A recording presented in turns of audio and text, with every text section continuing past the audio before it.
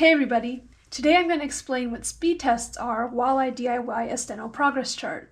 So I've got my poster board here. It's just another half of a poster board I had remaining, and I've already sketched out what I'm going to draw, so I'm going to draw these on as I talk to you. So as I was learning about stenography, I heard the term speed test a lot. And although you kind of get the idea of that, yeah, it's like testing your speed, people kind of just use the term and don't explain it because it's mostly assumed that it's other students who also already know what a speed test is that they're talking to, so they don't have to explain it. But I didn't know what it was and I kind of wanted to know, so that's why I'm explaining what it is since I do know what it is now. So basically, in a speed test, you have to listen to a dictation you've never heard before, and if you complete the exercise with usually 95% accuracy, then you pass, and that basically counts as you being able to write at that speed. In terms of the length, I know that the ones at the end, the ones that are the highest speeds, the fastest speeds, those are 5 minutes long, I believe. But for now, since I'm still in theory, we've just started out with the very lowest speed tests, and they've been shorter than 5 minutes so far. So in terms of speed tests, there are also two different types. So there are real-time tests, and then there's edited tests. And for the RPR, which is the main certification test we take at the end to become a reporter, that one is done in edited tests. So it's good to know that. Basically, the difference is that for a real-time test, you basically type it out, and whatever you typed that time is what you have to submit. And that's what gets graded on the accuracy and the results and everything. However, for an edited test, basically you type it out, and then you do submit your notes at that time. Like, you do submit whatever it is you typed at that time so they can see it, but you actually get to edit your transcript and then perfect any typos you had, and then that is what you're going to be graded on for if you passed or not. In that sense, the real-time tests are a lot harder than the edited tests because you have to be more perfect the first time you type. But in general, that is the direction the industry is going, and being a clean writer who is capable of real-time really expands your opportunities. Also, when I talk about the passing score being 95%, that is because in school, as you take the tests and you're passing the tests to get 95%, that is the same standard you're judged by on the RPR exam.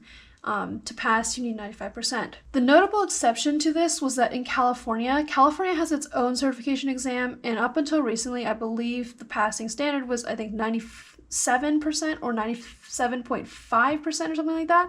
So to match that in California schools, or if you're a California reporter, you would be going for that higher standard of accuracy to pass. However, I have heard that I think they're changing the exam to make it down to 95 because I think too many qualified people were not being able to pass those really high standards.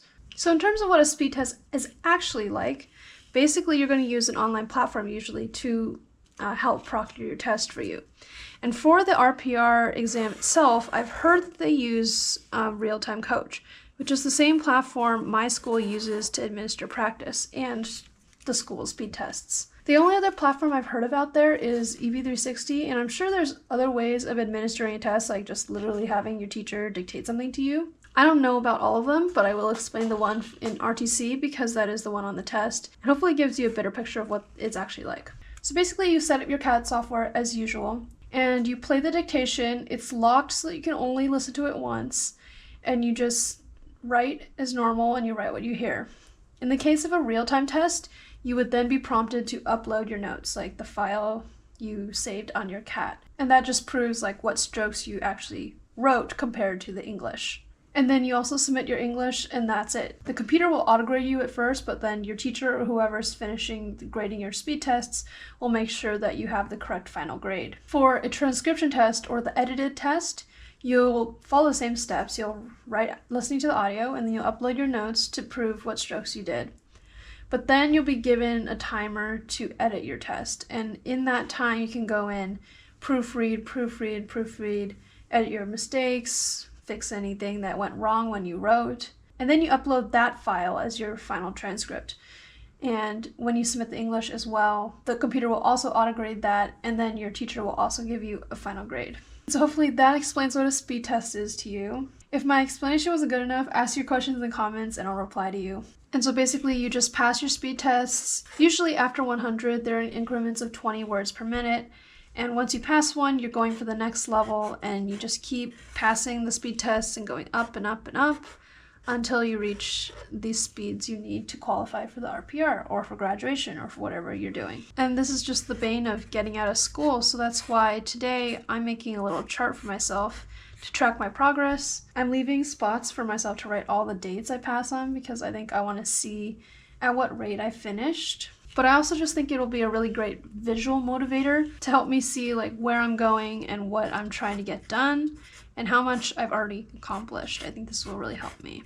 I think it'll just be fun to fill it out as I pass tests. Because as I'm drawing this, I'm realizing there are quite a lot of tests to pass. So I'll show you what's going on here in my chart. Down here, I've got the theory section, and that's where I'm in right now. And these are all pretty low speeds, and I'm personally already practicing somewhere in the 100, 120 range. So I'm not expecting these to be holding me back for way too long. I hope maybe, either by the end of this class in 5 more weeks or 6 more weeks, and if not, in theory 2, which is in summer. So at the very latest by August, but at the soonest, hopefully by the end of the month, I'll be done with this bottom section of theory, which are the slowest speeds. And then it branches off into 2 different types. On this side, I'm going to put real time, which for my school, I believe you have to get up to 180. And then on this side, I'm going to split off into the 3 types of tests you take for the edited tests. And these are the 3 types of tests that actually show up on the RPR. So basically, after 100, at 120, you start taking 3 different tests. And so the first category here on the left is going to be literary, which a lot of people just call lit.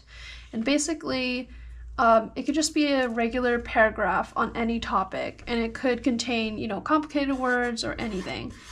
And for this category, to pass the RPR, you need to pass a literary test at 180 words per minute. The next category is jury charge, and I don't know, I find that really specific, but when the proceedings of a trial are over, the judge will turn to the jury and give them instructions on how they're supposed to judge the case and come to a verdict and tell them what laws apply and what methods they should use to make their decision. And so that's a jury charge, and there's a whole category for that on the test. And for this test, you need to pass 200 words per minute as part of the RPR. And the last category is Q&A.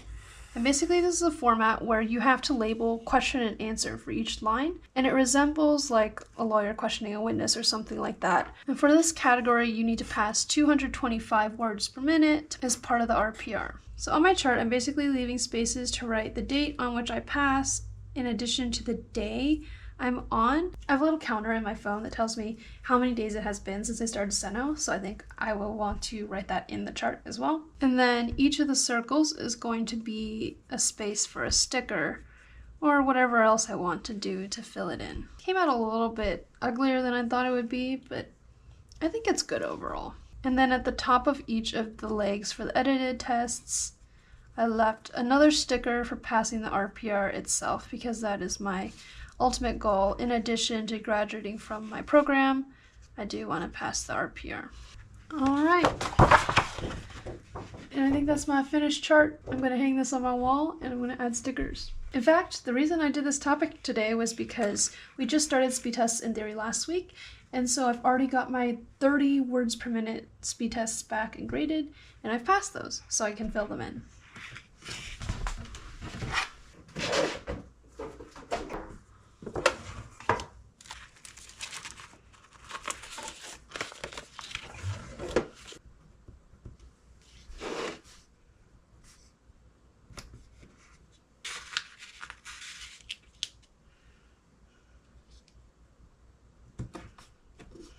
Okay, me again, because I forgot my week recap. So since I'm only down to 2 classes now and I'm focusing on my Korean studies, again, the intro class was nothing this week. Theory class still hasn't been increasing in difficulty by quite that much yet. This week we did VLLV, LF, FL, RF, FR, and RV, VR. And we also did MENT, and there was days of the week and months of the year. And I honestly can't remember anything else we did this week, so it wasn't that much of an increase. Next week, I believe, is fingerspelling and numbers, which I don't think I'll find hard because I already have a little bit of a base on that. And then after that, we're finally getting to multi-syllable words, which I think may be an increase in difficulty, so I'm really looking forward to that and working on that. Overall, practice is going well. I'm continuing to practice at 100 words per minute on the 20% faster setting, which, in theory is 120. And one good thing about starting theory over again this January was that I was able to really work in the left asterisk, which I don't know why. This week I just felt extra proud of that fact for some reason.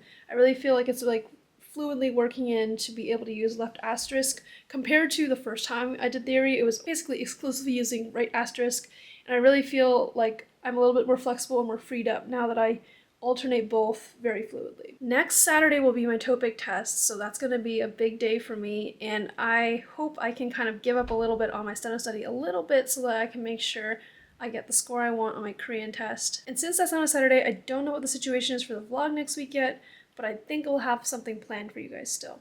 So I'll catch you next time.